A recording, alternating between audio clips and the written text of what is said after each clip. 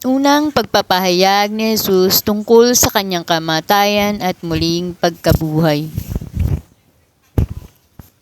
Sinabi ni Jesus sa kanyang mga alagad, "Sino mang nagnanais sumunod sa akin ay kailangang itakwil ang kanyang sarili, pasanin ang kanyang krus at sumunod sa akin. Ang naghahangad na magligtas ng kanyang buhay ay mawawalan nito, ngunit ang mawalan ng kanyang buhay alang-alang sa akin ay magkakamit nito.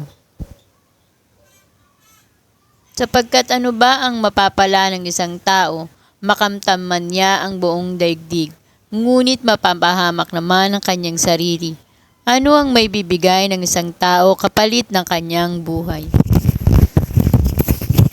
Sapagkat darating ang anak ng tao, nakasama ang kanyang mga anghel, at taglay ang dakilang kapangyarihan ng kanyang ama.